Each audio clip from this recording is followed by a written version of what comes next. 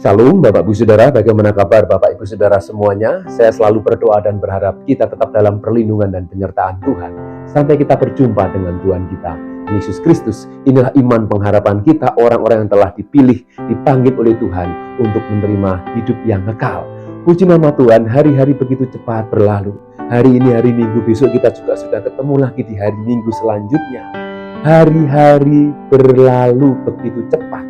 Dan sebagai orang-orang yang menanti-nantikan Tuhan, tentunya kita merindukan hari di mana Tuhan menyatakan dirinya dalam hidup setiap kita. Kedatangan Tuhan menjadi satu pengharapan kita. Kapan waktunya memang tidak ada yang tahu. Namun yang kita tahu bahwa Dia pasti akan datang. Di sini melibatkan iman kita, percaya kita, sejauh mana kita percaya kepada Dia yang pasti akan datang. Bukankah Tuhan berkata, ya, ketika aku datang, adakah iman di bumi ini? Tuhan merindukan. Tuhan pun juga mengharapkan kita orang yang telah dipilih, dipanggil oleh Tuhan, tetap percaya dan fokus kepada Dia. Namun Bapak Ibu Saudaraku, sebagai manusia, kita menyadari satu perkara hal yang sederhana, satu perkara yang sangat sederhana, namun ini sangat penting untuk kita ketahui, bahwa tanpa satu hal ini, tidak semua orang bisa melihat Tuhan. Yaitu apa Bapak Saudaraku? Kekudusan. Ya, karena kekudusan adalah karakter Tuhan, karakter pribadi Allah. Ya, Dia adalah Maha Suci, Maha Mulia, Maha Kudus. Sehingga tanpa kekudusan, tidak seorang pun melihat Tuhan. Namun dalam hal ini Bapak Saudaraku, sebagai manusia-manusia yang berdosa, kita kadang diperhadapkan dengan kenyataan bahwa ketika kita menjadi manusia berdosa, rasanya sulit sekali, susah sekali, ya, untuk menjadi orang yang berkenan. Namun hari ini kita akan melihat bagaimana Tuhan berkarya, Tuhan bekerja atas kehidupan kita, dan itu membutuhkan respon kita. Ingat, respon kita. Dia memang bisa melakukan segala perkara, namun dalam hal ini pengudusan, penyucian hidup itu juga melibatkan keputusan kita, Bapak Ibu Saudara. Ya, banyak memang yang dipanggil oleh Tuhan, namun sedikit yang dipilih karena mereka bukan sembarangan, karena memang mereka mau mendengar, mereka mau melakukan. Ya, kita pun rindu tidak hanya mendengar, namun kita melakukan apa yang Tuhan mau. Bagi manusia sulit dan mustahil, namun bagi mereka yang percaya dan mengasihi Tuhan, tidak ada yang mustahil.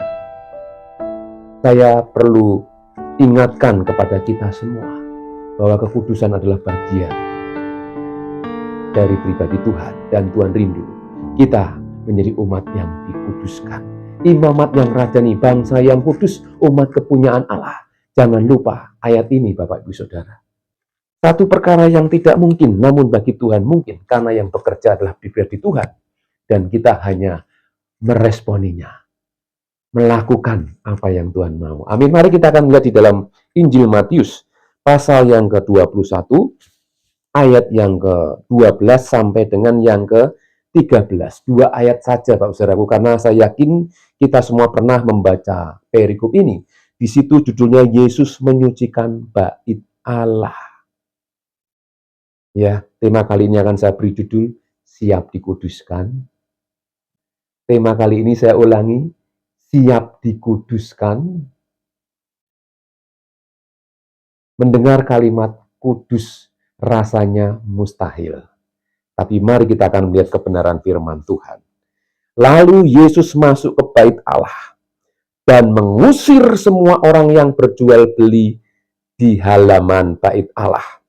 Ia membalikkan meja-meja penukar uang dan bangku pedagang merpati, dan berkata kepada mereka, ada tertulis, rumahku akan disebut rumah doa, tetapi kamu menjadikannya sarang penyamun.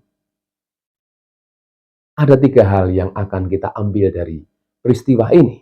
Yang pertama, lalu Yesus masuk ke bait Allah. Kita tahu bahwa bait Allah itu adalah tubuh kita. Namun kita juga diingatkan, ya, di dalam Yohanes pasal yang kedua, kita akan melihat Yohanes pasal yang kedua ayat 21, dikatakan di sana, tetapi yang dimaksudkannya dengan bait Allah ialah tubuhnya sendiri. Ini berbicara tentang Yesus sebagai manusia. Dia juga menyatakan bahwa dia sebagai manusia juga bait Allah. Loh, katanya Allah, ya, sebagai manusia, tubuh manusia, Tuhan mengajarkan bahwa tubuhmu adalah bait Allah.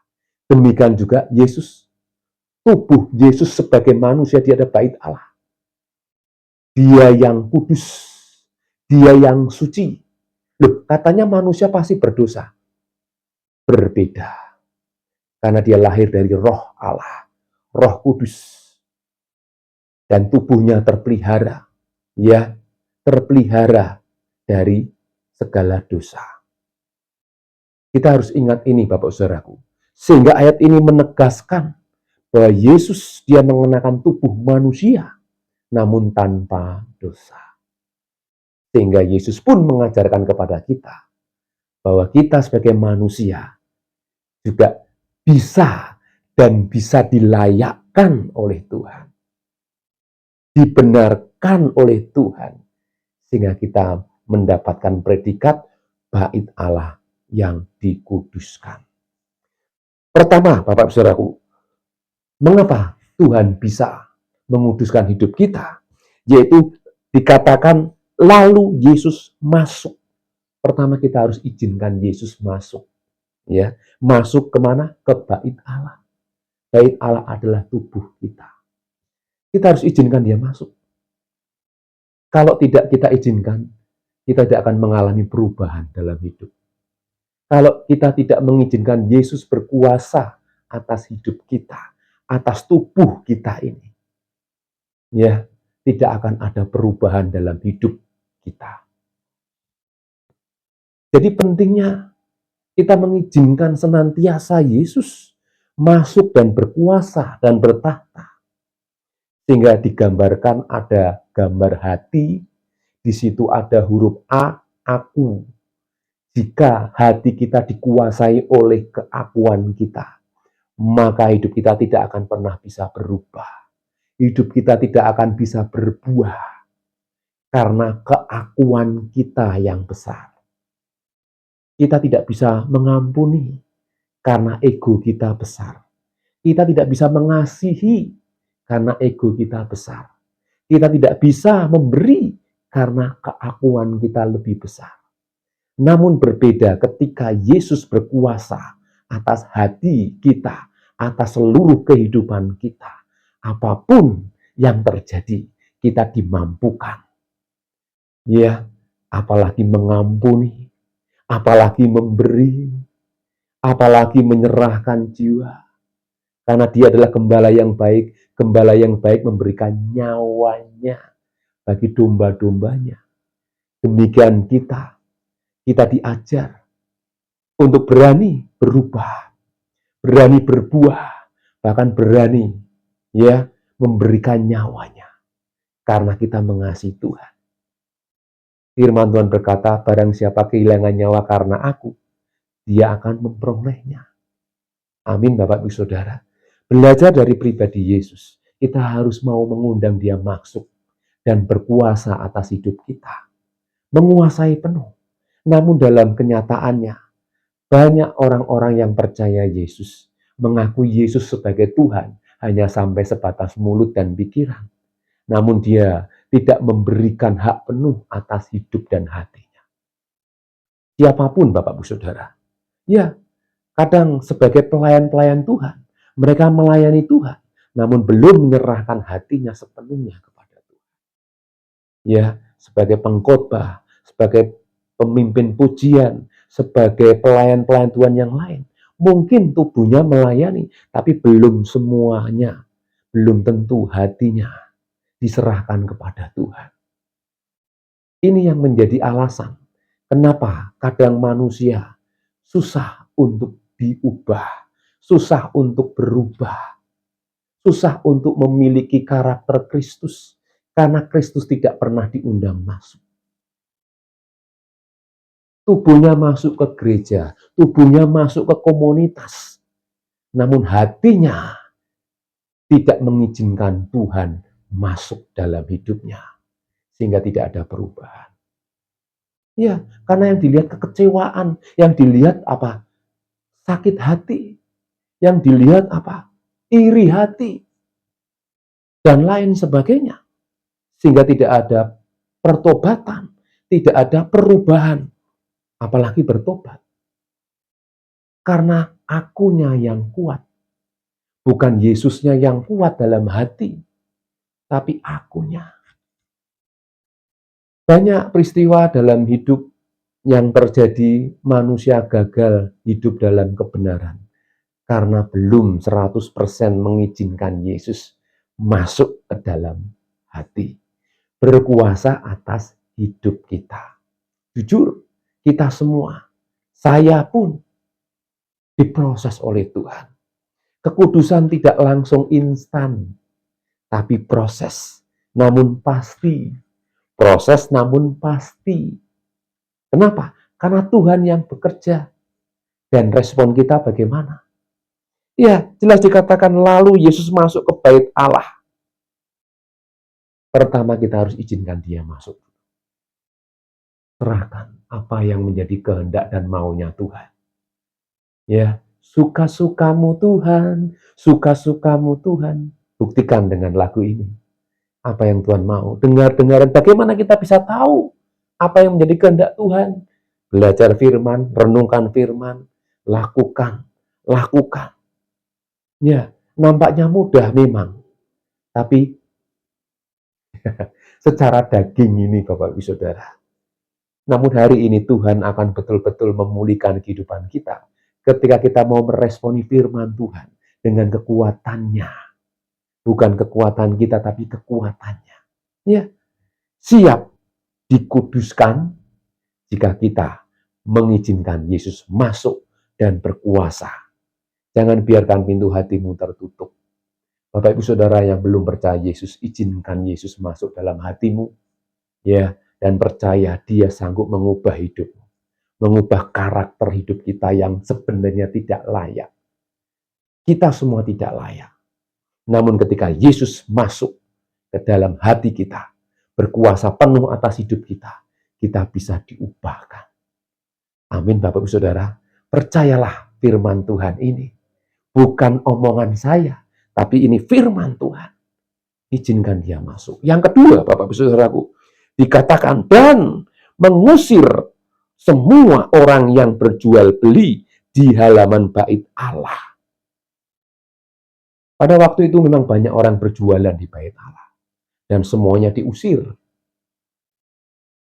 Karena memang bait Allah bukan untuk jual beli. Ya, namun dalam hidup ini, seringkali dalam hati kita seringkali terjadi transaksi dengan Tuhan. Ya, terjadi satu negosiasi dengan Tuhan. Tuhan kalau bisa begini Tuhan. Tuhan, begini Tuhan. Kita yang mengatur Tuhan, bukan Tuhan yang mengatur kita. Betul Bapak Ibu Saudara? Iya. Seringkali yang terjadi Tuhan kita atur, bukan Tuhan yang mengatur. Tuhan kita izinkan masuk, namun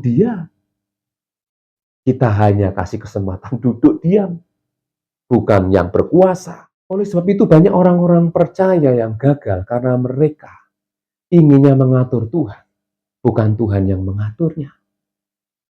Bapak Saudaraku, kita teringat ketika Adam dan Hawa, mereka melakukan kesalahan, melanggar perintah Tuhan. Apa yang Tuhan lakukan? Mereka diusir dari Taman Eden. Ya, mereka diusir karena melanggar. Jadi ketika kita melanggar apa yang Tuhan perintahkan, kita terusir dari hadirat Tuhan. Dan kita harus berjuang. Ya, kita harus berjuang.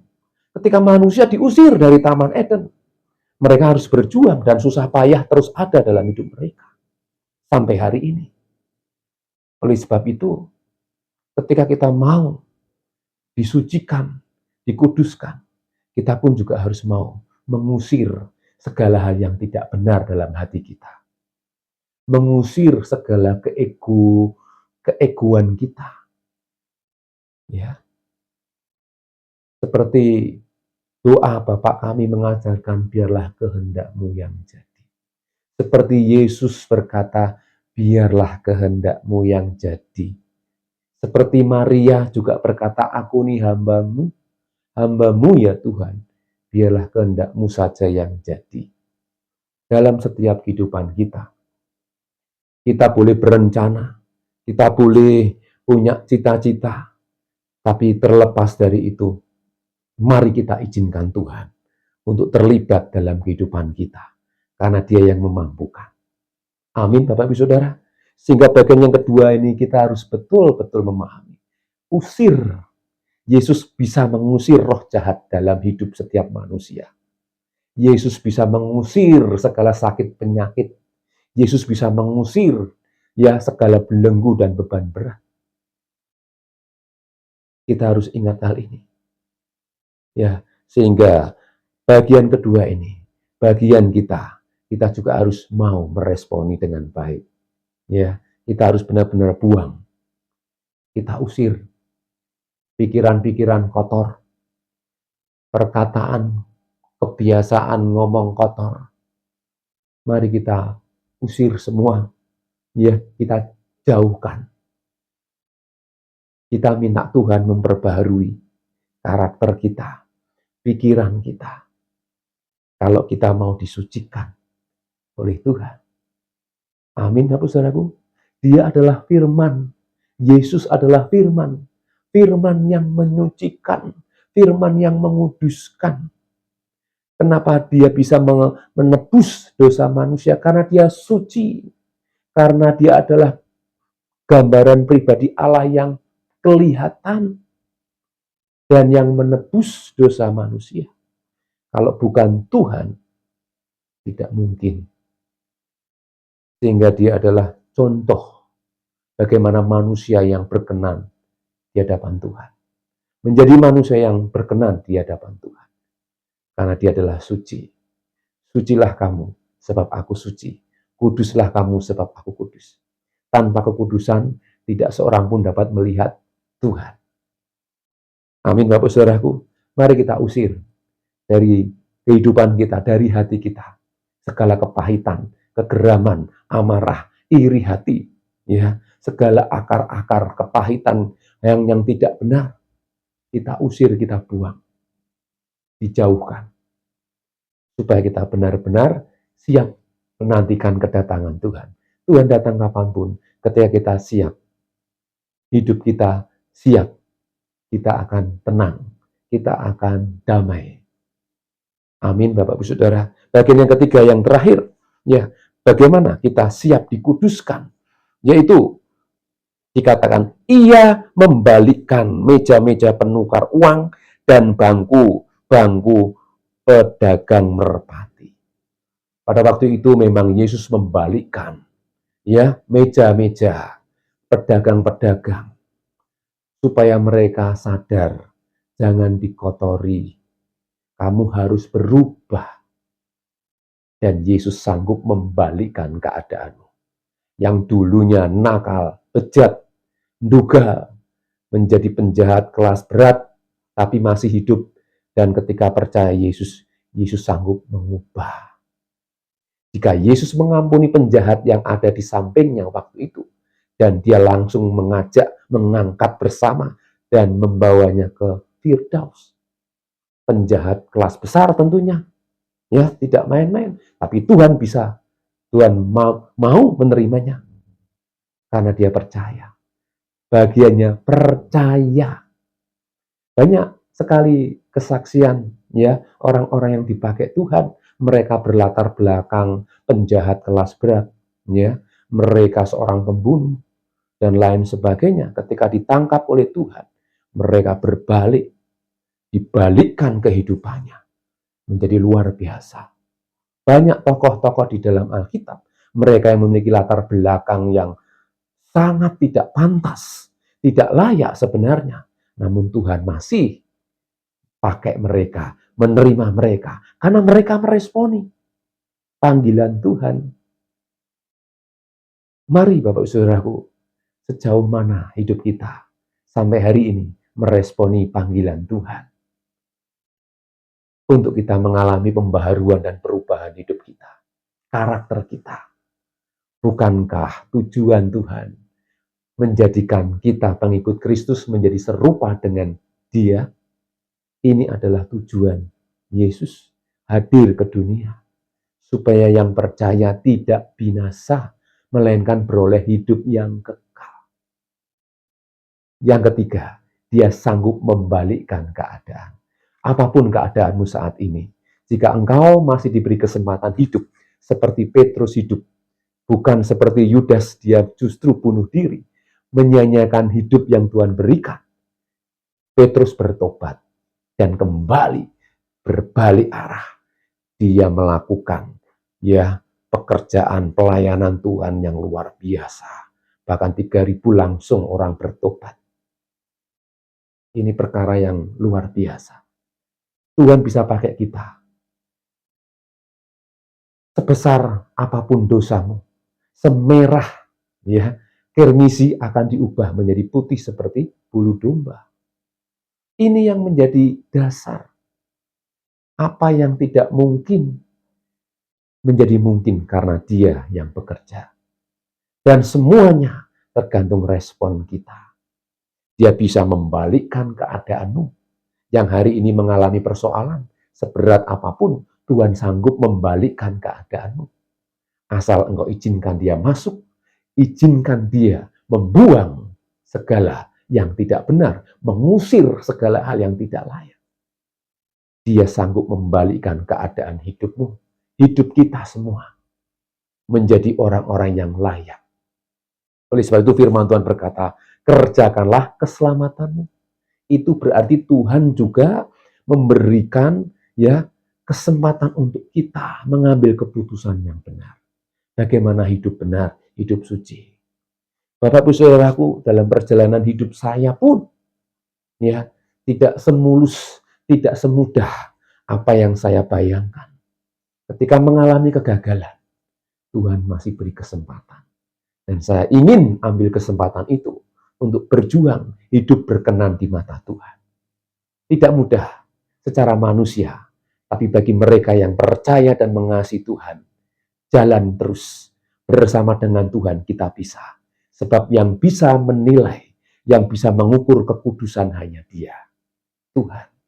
Manusia hanya melihat apa yang nampak, apa yang dulu pernah dilakukan, apa yang dulu pernah diperbuat. Dan manusia hanya bisa menghakimi. Iri hati, akhirnya membunuh. Seperti Kain, dia iri hati karena persembahannya tidak diterima oleh Tuhan. Jangan sampai ini terjadi dalam hidup kita. Mari perbarui hidup kita, karakter kita.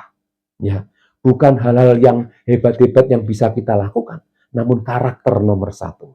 Kalau karakter kita siap, karakter kita diubahkan oleh Tuhan, apapun berkat Tuhan yang kita terima, kita akan siap. Sebesar apapun berkat yang Tuhan percayakan, kita akan kuat. Kenapa? Karena karakter kita kuat. Ini berbicara tentang karakter Kristus. Hidup kudus adalah karakter Kristus. Hidup suci adalah panggilan bagi setiap pengikut Kristus. Dan ini bertentangan dengan dunia, apalagi kuasa gelap, kuasa si jahat. Dia tidak ingin kita hidup seperti Tuhan, karena Dia memang membenci kebenaran. Oleh sebab itu, saudaraku, tidak heran jika kita masih di bumi, masih penuh dengan tantangan, belum hujatan, belum omongan orang. Kita harus tetap fokus kepada Yesus, karena kita dimampukan karena Yesus ada dalam hidup kita. Apapun perkataan, omongan, gosip orang tentang kita, tenang saja. Karena ketika Yesus ada dalam hidup kita, kita menjadi orang-orang yang kuat. Jika Tuhan di pihak kita, siapa lawan kita? Tidak ada. Karena roh yang aku tempatkan dalam hidupmu jauh lebih besar daripada roh yang ada di dunia ini. Perbesar kuasa yang Tuhan percayakan dalam hidup kita, Roh Kudus. Maka Dia akan menuntunmu, ya, meneguhkanmu, menguatkanmu, bahkan menghiburkanmu. Roh Kudus. Luar biasa. Itu adalah pribadi Allah yang membuat sampai hari ini kita bisa tetap berdiri, menghadapi kenyataan, sampai Tuhan memanggil kita. Amin, Bapak Saudaraku. Yang terakhir, ayat yang ke-13. Dan berkata kepada mereka, ada tertulis rumahku akan disebut rumah doa. Ingat, Tuhan ingin supaya hidup kita, tubuh kita ini menjadi kediaman Tuhan. Di mana orang-orang merasakan damai.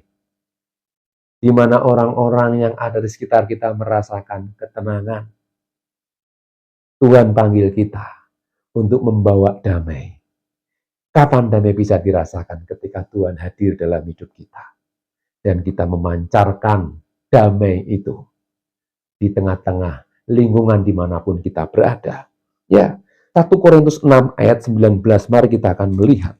Dikatakan, atau tidak tahukah kamu bahwa tubuhmu adalah bait Roh Kudus yang diam di dalam kamu, Roh Kudus yang kamu peroleh dari Allah, dan bahwa kamu bukan milik kamu sendiri, sebab kamu telah dibeli dan harganya telah lunas dibayar.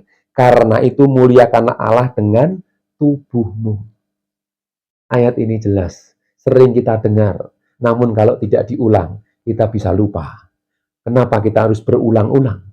Supaya firman Tuhan itu betul merasuk dan menjadi daging. Seperti Yesus, firman yang telah menjadi daging. Dia pribadi Allah, menjadi firman Allah yang hidup dan menjadi daging manusia Yesus Kristus. Firman yang hidup, firman yang menjadi daging. Sehingga tidak heran pada waktu itu banyak yang meninggalkan Yesus karena Yesus sangat keras. Hal ini sangat keras. Kalau tidak betul-betul memahami ayat ini, firman ini, ya, orang susah untuk mau percaya. Karena saya sendiri memahami, pada zaman itu tidak mudah. Jika saudara hidup pada zaman Yesus, bisa-bisa belum tentu saudara mau percaya kepada Yesus. Ya, karena pada waktu yang tinggal adalah Petrus. Sehingga Yesus berkata kepada Petrus, apa kamu juga tidak akan meninggalkan aku? Sehingga Petrus yang kuat ini, dia berani berkata, ya, engkau ini adalah anak Allah. Bapak Ibu Saudaraku, Petrus luar biasa karena dia menerima, ya, Roh Kudus. Sehingga yang dikatakan oleh Petrus, Tuhan lalu berkata, bukan kamu yang mengatakan, tapi karena Roh Allah, pribadi Allah. Bapak Ibu Saudaraku, mari dalam hidup ini kekudusan hal yang sangat penting yang harus kita perhatikan. Di tengah-tengah zaman yang semakin tidak menentu, dunia yang membawa kepada kemerlapan, namun ujungnya menuju kebinasaan, kita harus semakin berhati-hati. Ya, dalam melihat, dalam berkeinginan, dalam berkomunitas, mari kita jaga hidup kita. Ya, hal ini hal yang sangat mendasar. Dan tentunya bukan menjadi orang yang sok suci, sok kudus.